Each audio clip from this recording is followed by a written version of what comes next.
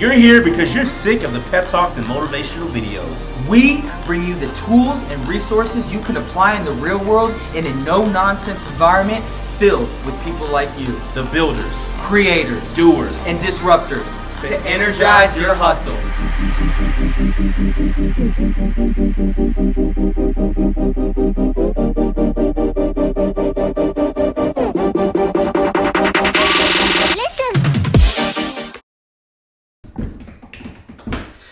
What up, everybody? I'm Christian. I'm Zach. This is another edition of Set the Tone Sunday. Welcome, guys. I'm pumped today. We got a great message for you. If you are motivated, A doer, you are someone who's a hustler, a go-getter, and somebody who just knows that they have more to give and they're ready to unleash it, this is the place for you, because we're going to bring you the inspiration, motivation, and information that you need to energize your hustle and take it to the next level. day in, day out. Thank you. I appreciate the intro, Mr. Westerbeck. So, guys, we've been talking to you guys about the process. So we literally spent the last 5 weeks breaking down the process of what it's going to look like on your journey to becoming the CEO in your job, on your journey to becoming the top sales rep, on your journey to becoming and hitting your fitness goals, your life goals, your goals with friends. You are going to have to go through a process, and it is going to be the nitty-gritty. Those are the plumbing, the not-so-sexy aspects. So we break that down for you. And guys, now I want to talk to you guys about the big picture, all right? So having a vision is equally as important as being able to knock out the daily deliverables that are going to get you to your dreams. So we're going to break that down in 3 steps. I'm going to kick it off to Zach for step 1.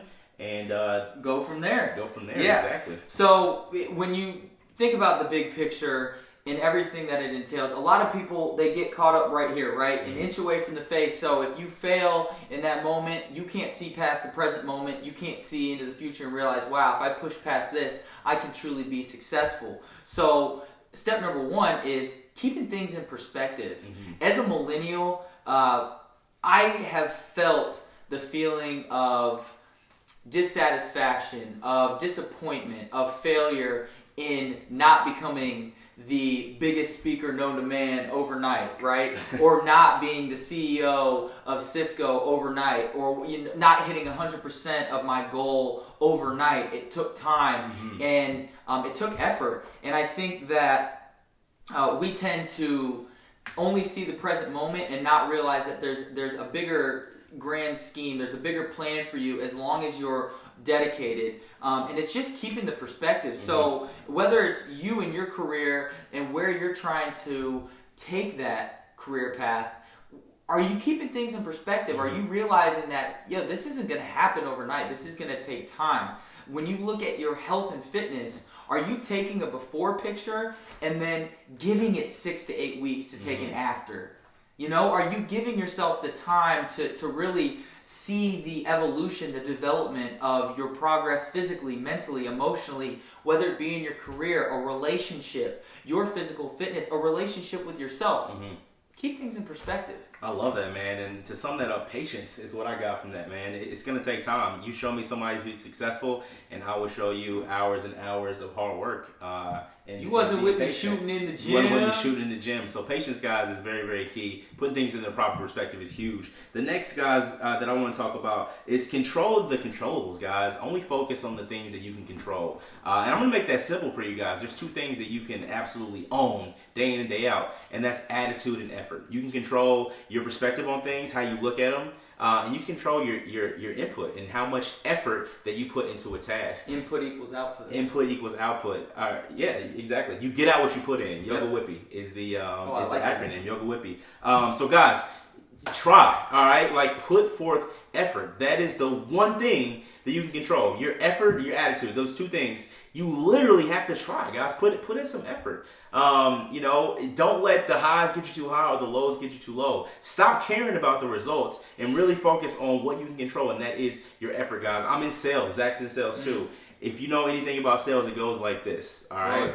Sometimes I can be putting in a crazy amount of effort, and I can have nothing to show for it. Sales aren't coming in. All right. Sometimes I can put in minimal effort and things kind of fall my way. All right. But if my effort is changing, then I'm not being consistent, guys. I have to put in effort regardless of the results, because law of averages says sooner or later things are going to work out. I like to say hard work has the best credit score I've ever seen. It always pays off, guys. So put in effort, have a good attitude, and be positive with it the whole time. Absolutely. So what areas of your life can you control?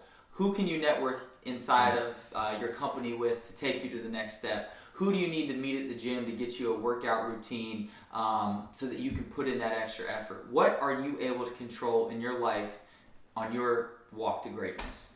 And then lastly, guys, a lot of people say get comfortable with being uncomfortable, but Christian and I have flipped it on its head, and we really believe it's about getting uncomfortable with being comfortable. Think about that for a second.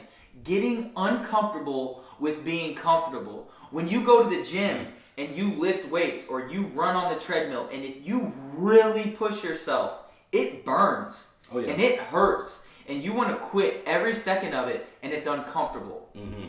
But at the end of it, if you do it enough times, day in and day out, over a period of time, the big picture, right, something is sculpted, what you want is created, and you accomplish a goal. But you were uncomfortable during the process. Right. For Christian and I, and me in particular, just to be open with you guys, I was so freaking uncomfortable with posting pictures on Instagram story, because there's just a part of me that wanted to keep my life private. Mm-hmm. But when you're trying to be a public speaker, when you're trying to talk life into others, it's important to show the process. So I had to get over that. Mm-hmm. I had to get comfortable with being uncomfortable, and inversely, uncomfortable with being in comfortable spots. And because of that, I've been able to make a change. So Absolutely. What areas of your life do you need to get uncomfortable with being comfortable in? Are you snoozing the alarm every morning?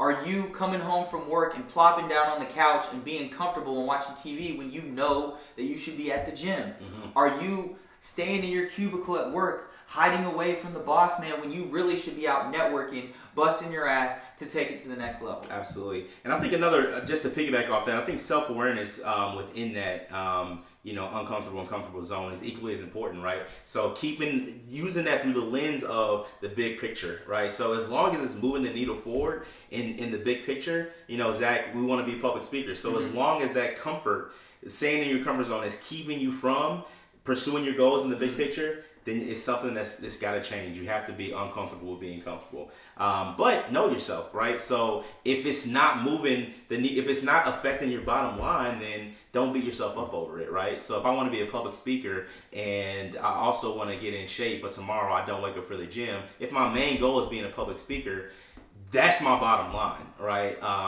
Everything else is kind of ancillary. Mm-hmm. So having the self-awareness and keeping it in perspective through the lens of that big picture is crucial.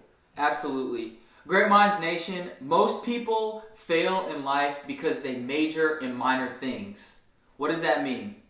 They get focused on the here and now. They can't see past the present moment to realize that their greatness is just around the corner if they just keep moving forward.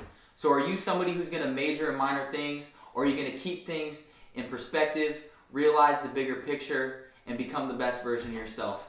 I'm Zach. I'm Christian. And this was another edition of Set the Tone Sunday. We'll see you in a week.